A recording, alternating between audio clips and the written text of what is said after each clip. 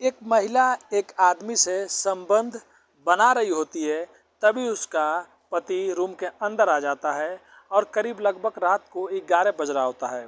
जब उस आदमी को देखता है तो अपनी पत्नी को उल्टा पुल्टा बोलने लगता है, लेकिन उसकी पत्नी बोलती है, तुम ये क्या बोल रहे हो, ये तो मेरा चचेरा भाई है। उसका पति बोलता है, तुम्हारे कितने भाई हैं, जो भी रात का आता है, दिन में कोई आता है तो तुम्हारा ये भाई है, वो भाई है। उसके बाद उसका पति उस आदमी से झगड़ा करने लगता है और घर से धक्के मारकर उसको बाहर निकाल देता है। लेकिन उसके बाद जो होता है वो सबको हैरान कर देता है। एक छोटी सी बात के लिए 2 कत्ल हो जाते हैं। तो चलिए पूरी कहानी को इस वीडियो के माध्यम से बताएंगे आप लोग को।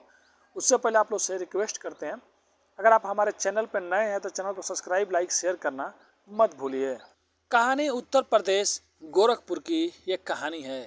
एक छोटे से गांव से एक लड़का शादी करके अपनी पत्नी को शहर लेके जाता है। खाना बनाने को बहुत प्रॉब्लम होती रहती थी, तो अब वहाँ पे जाने के बाद 6 महीना अपनी पत्नी के साथ में रहता है। कोई भी बच्चा उच्चा नहीं होता है। फिर अपनी पत्नी को घर लाके गांव में छोड़ देता है, फिर दोबारा शहर चला जाता है। लेकिन कुछ महीने बीतते हैं, फिर उसकी पत्नी बोलती है कि ऐसे ही आप मेरे से दूर रहते रहोगे, फिर हम लोग का बच्चा कैसे होगा। क्यों नहीं हम एक साथ में रहें और एक दूसरे की ज़रूरत पूरा करें और एक दूसरे का ख्याल रखें, शायद ऊपर वाले हम लोग का बात सुन ले। अब जो उसका पति शहर में काम करता है वो मान जाता है और उसको गोरखपुर बुला लेता है। लगभग जहाँ पे वो काम करता है वहाँ से 10 किलोमीटर दूर पे। अक्सर सुबह 9 बजे वो जाया करता था, रात को 9 बजे, 10 बजे, कभी 11 या कभी 12 भी बज जाया किया करता था। आता था, खाना खाता था, सो जाता था।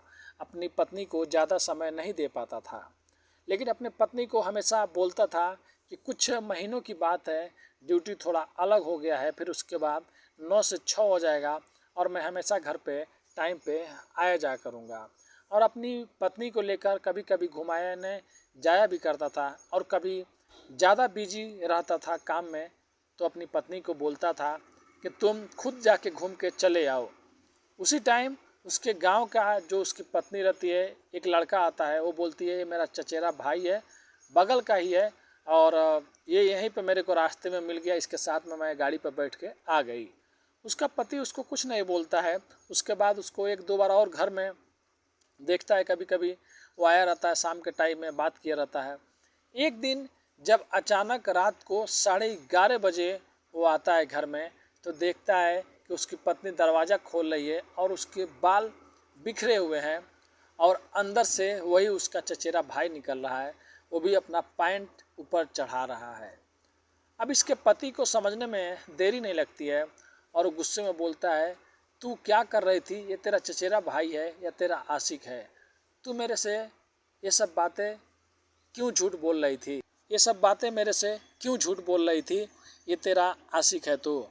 उसके बाद उसका कॉलर पकड़ के और घर के बाहर निकाल देता है और उसे 2-3 चाटा भी मारता है और अपने पत्नी को समझाता है कि ये सब काम करना गलत बात है, तुम कब सुधरोगी, तुम अभी भी आदत नहीं छोड़ियो, जो तुम गांव में करती थी तुम अभी भी यहाँ भी वो चीज़ करती हो।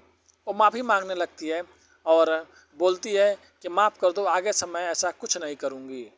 उसके लगभग 10 दिन बीता रहता है, तभी वो बेचारा ऑफिस में काम भी करता था तो अपनी पत्नी के बारे में सोचा करता था। अचानक पेपर में देखता है कि जो उसका चचेरा भाई है उसका मर्डर हो गया है, उसका हत्या हो गया है। वो सोच रहा होता है कि इसको कौन किसके बात के लिए मारेगा। वो आता है तो अपनी पत्नी से पूछता है, देखो जो तुम्हारा भाई था जिसके साथ में मैंने तुम्हें पकड़ा था, उसका किसी ने मर्डर कर दिया, तुमने तो कुछ नहीं किया। वो महिला बोलती है कि तुमको क्या मेरे पर शक हो रहा है, उस दिन से मैंने उससे कभी मिली भी नहीं और गई भी नहीं। लेकिन उस दिन जहाँ पे वो गई रहती है, वहाँ से जो जूते पहन के गई रहती है, जूतों में मिट्टी लगी रहती है। अब उसका पति देखता है कि उसकी पत्नी के जो जूते साइड में रखे हुए हैं उसमें थोड़ा थोड़ा मिट्टी लगे हुए हैं। और जिस दिन उसका कत्ल हुआ उसके भाई का, उस दिन भी थोड़ा थोड़ा बारिश आ रही थी और फोटो भी वैसे ही दिख रहा था पेपर में, जैसे कि वहाँ पे थोड़ा थोड़ा पानी है। अब इसको थोड़ा बहुत डाउट होने लगता है और अपने ऑफिस से उस दिन 8 बजे ही निकल जाता है। ये हमेशा रात को 10 बजे के बाद 11 बजे आता था, कभी 12 बजे आता था, लेकिन उस दिन 8 बजे निकल जाता है और 8:30 बजे जब जाता है, देखता है तो घर का डोर बंद होता है।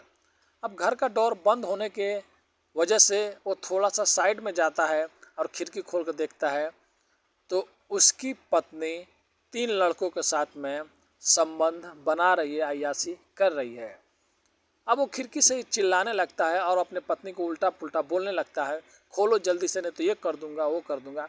अब जल्दी से दरवाज़ा खोलता है और उसका पति उन तीनों को एक एक चाटा मारता है और तीनों को बाहर निकाल देता है और अपने पत्नी को धमकी देने लगता है, तुम सुधरोगी नहीं, तुम एक के साथ में नहीं, 2 के साथ में नहीं, तुम 3 के लोगों के बच्चे लोगों के साथ में ये सब काम कर रही हो, तुम्हारी प्यास नहीं बुझ रही है, तुमको मैं छोड़ दूंगा, तलाक दे दूंगा, उसके बाद तुमको जो करना होगा तुम करते रहना और एलुमनी का एक भी पैसा नहीं दूंगा और कोर्ट से भी जल्दी मेरे को तलाक मिल जाएगा क्योंकि जो तुम ये सब कर रही हो कोर्ट भी उस पर जल्दी मोहर लगा देगा।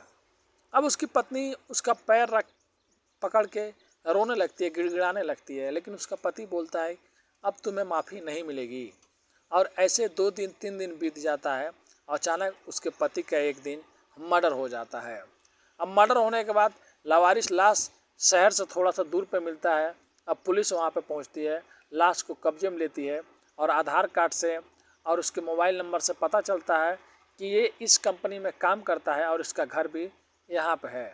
अब जब पुलिस उसके घर पे जाती है तो उसकी पत्नी को जब ये सब बात बताती है तो उसकी पत्नी चीखने और चिल्लाने लगती है, कौन किसी ने मेरे पति को मार दिया, इतना दिन से गायब थे, मेरे से बात भी नहीं कर रहे थे और मेरे को घर से भी निकाल दिए थे। लेकिन पुलिस वालों को कुछ बात हजम नहीं हो रही थी। जिसका पति 1 दिन से 2 दिन से गायब था उसको कम से कम रिपोर्ट लिखवाना चाहिए और अभी वो एकदम नई नवेली दुल्हन साड़ी में और पूरा मेकअप के साथ में रूम में बैठी है। तो उन लोगों को समझ में नहीं आता है जिसका पति अगर गायब हो वो ऐसा हालत में कैसे रह सकती है।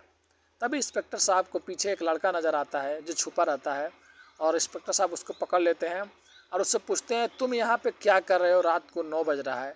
तब वो बोलता है मैडम ने बुलाया था और मैंने मैडम से मिलने का इनको पैसा भी दिया था। अब पुलिस उस महिला को गिरफ्तार कर लेती है और ले के जाती है पुलिस थाने में और फिर से पूछताछ करना स्टार्ट कर देती है।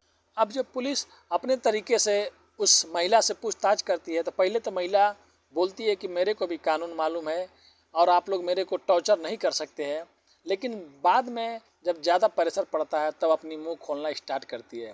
बोलती है जब एक दिन मेरा पति मेरे चचेरे जिसको मैं भाई बोलती थी वो मेरा आशिक था, उसके साथ में मेरे को जब पकड़ लिया और उसके बाद जब वो मेरे से मिल के चला गया तो मेरे को फ़ोन करके ब्लैकमेल करने लगा कि तुम्हारे पति को सारी बात मैं बता दूंगा, नहीं तो मेरे दोस्तों को भी खुश करो।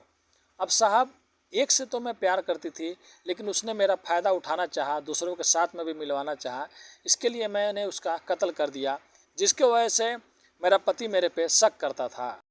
और उस दिन जब मेरा पति ऑफिस से पहले चला आया और तीनों लड़कों को साथ में मेरे को देख लिया और उनको भी मार के भगा दिया घर से और मेरे को भी मारने पीटने लगा और मेरे को भी धमकी देने लगा कि तुमको छोड़ दूंगा, तुमको तलाक दे दूंगा और एलुमनी का एक भी पैसा नहीं दूंगा। अब साहब मैं डर गई और उसके बाद मैं वो तीनों लड़कों को फ़ोन किया और बोली कि मेरा पति जा रहा है पुलिस में केस लिखवाने, रिपोर्ट लिखवाने कि मेरी पत्नी ने एक आदमी का कत्ल किया है और तुम लोगों के साथ में मिल के कत्ल किया है और मेरी पत्नी के साथ में तीनों लड़के थे।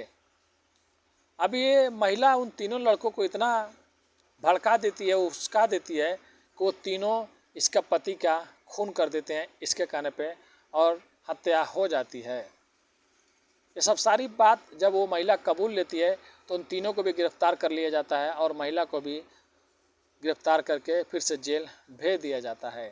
तो ये थी कहानी आज एक महिला की, कैसे अपने पति का ही खून करवा देती है और जो पति इस पे आँख मूंद के भरोसा करता था और हर बार इसको बोलता था कि तुम सुधर जाओ, संभल जाओ, लेकिन इसने अपनी आदतों से बाज नहीं आई। तो ये कहानी सुनाने का उद्देश्य किसी का भी दिल दुखाना नहीं है, बस लोगों को सचेत करना अपनी कहानियों के माध्यम से।